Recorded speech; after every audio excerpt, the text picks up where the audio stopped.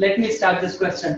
मैंने बोला कि ऐसा स्ट्रक्चर एग्जिस्ट करता ही नहीं है। तुमको अगर ऐसा दिख गया कि एक ही प्लेन में पूरा 8-8 कार्बन, ऐसा नहीं एग्जिस्ट करता, ठीक है। तो कैसा एग्जिस्ट करता है, जैसे ही 8 कार्बन का तुम चेन लोगी ना, तो वो 2D स्ट्रक्चर में नहीं होगा या एक प्लेन में नहीं होगा, प्लेन उसका चेंज हो जाएगा, कुछ ऊपर होगा, कुछ ऐसे होगा, कुछ नीचे होगा, अलग अलग, ठीक है। ये ऐसे मुड़ा हुआ, ठीक है। तो ये एक प्लेन में नहीं है और प्लेनर होना चाहिए एरोमेटिक होने के लिए या एंटी एरोमेटिक होने के लिए, है ना।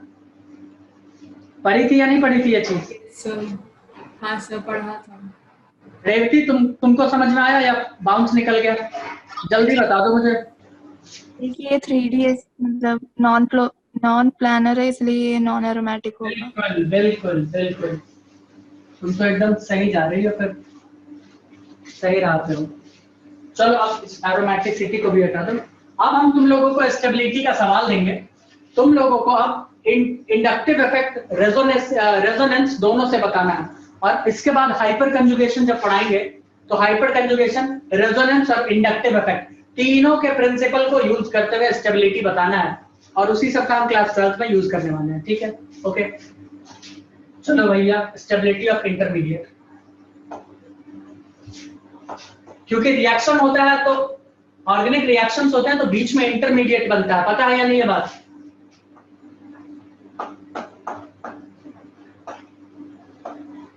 कुछ पूछे हैं तुम लोगों से, पता है कि नहीं ये बात?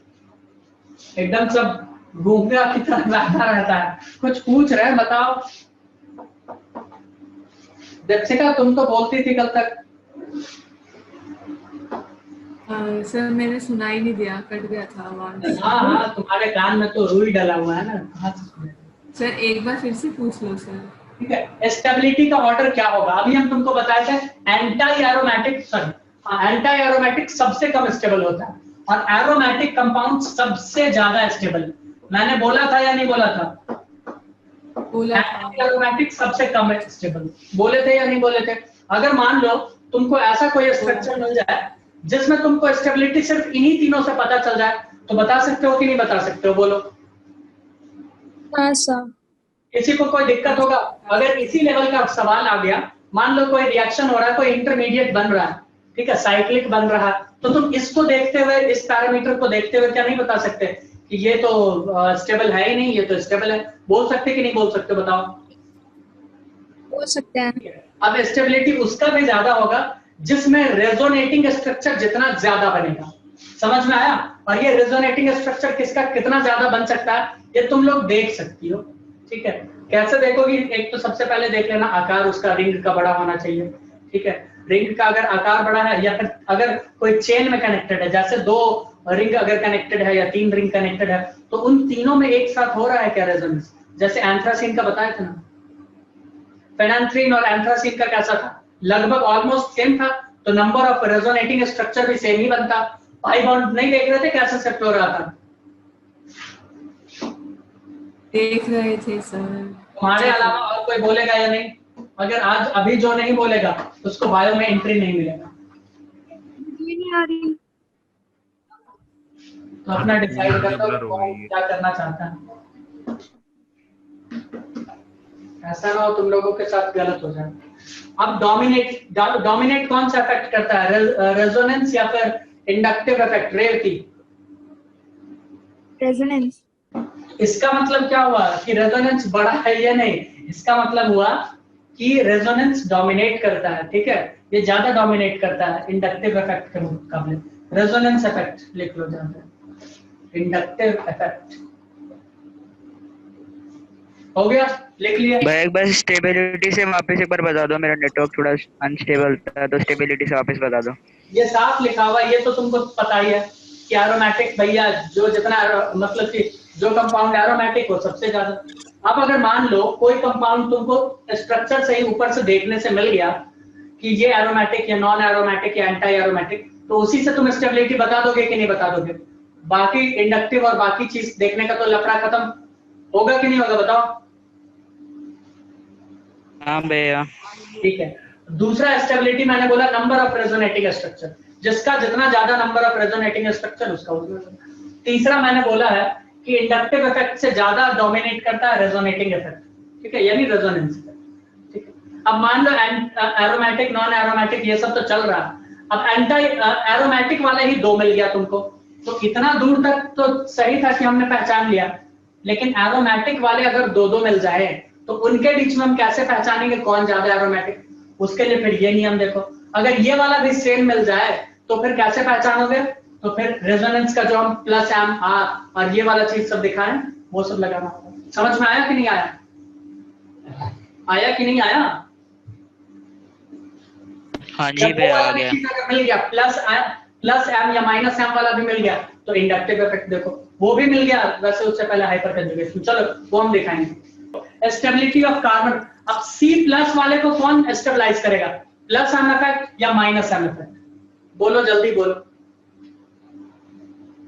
कार्बोकैटायन को कौन करेगा? तो कार्बोकैटायन को स्टेबलाइज करता है प्लस एम इफेक्ट, उसके बाद कौन कर सकता है? प्लस आई। यानी पावर का हम रेंज बता रहे हैं स्टेबिलिटी में इफेक्ट कैसे। उसके प्लस एम के बाद कौन करेगा? प्लस आई। उसके बाद कौन करेगा? एच। कौन करेगा? Hyper conjugation. उसके बाद फिर माइनस से शुरू करते हैं तो माइनस आई और सबसे कम माइनस एम। समझ में आया? अगर हाँ तो लिख लो। सेम होगा कार्बन आयन का, stability of carbon ion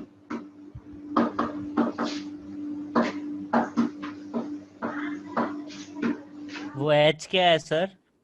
hyper conjugation. नाम सुने हो क्या कभी? आज तक जीवन में नाम सुने हो? एक बार सुना है। एक बार सुने हो ना, इसीलिए एक बार ही लिखे, इसीलिए हम बस एक बार लिखे, ठीक है। हम अब एक सवाल दे रहे हैं सीधा स्टेबिलिटी का बताना, चाहे रीजन तुम आई इफेक्ट लगाओ, जो इफेक्ट तुम नहीं पढ़ो वो भी इफेक्ट लगा दो, लेकिन स्टेबिलिटी का ऑर्डर मुझे सही सही चाहिए। क्या चाहिए मुझे? हमने तुम्हें दे दिया है कार्बोकैटायन, क्या दिया? कार्बोकैटायन। अब इसका स्टेबिलिटी ऑर्डर तुम लिखो, इसको बोल दो फिगर नंबर 1, इसको बोल दो फिगर नंबर 2, इसको बोल दो फिगर नंबर 3। मान लेते हैं कि कोई रिएक्शन चल रहा है ऑर्गेनिक कंपाउंड का, उस रिएक्शन के बीच में ये इंटरमीडिएट बन गए, तो मुझे बताओ क्या होगा? Third, second, first. जल्दी बोलो। कैसे बताना है? कैसे भी बता दो। Third, second, first. हाँ, third, second, first. Reason? Third, second, first. एक मिनट, ये बंदे ने बोला थर्ड को, फिर बोला सेकंड को, और फिर बोला फर्स्ट, ऐसा ही कुछ? ओ सर, सबसे ज्यादा थर्ड बोला है मैंने। बात तो बराबर है ना, यही है ना? हाँ सॉरी, कोई नहीं। क्यों तुमने थर्ड को क्यों दिया? एरोमेटिक है सर। तो ये क्या है? Non aromatic. वो भी एरोमेटिक है। नहीं सर, पर उसके रेजोनेटिंग 1 और 2 स्ट्रक्चर होना ज्यादा है। चाहिए। एग्जैक्टली। अब उसने पॉइंट पकड़ लिया, उसने पॉइंट पकड़ लिया है, एकदम सही, एकदम सही। बट ये ऑर्डर गलत हो गया, फिर थर्ड 1 और 2 होगा।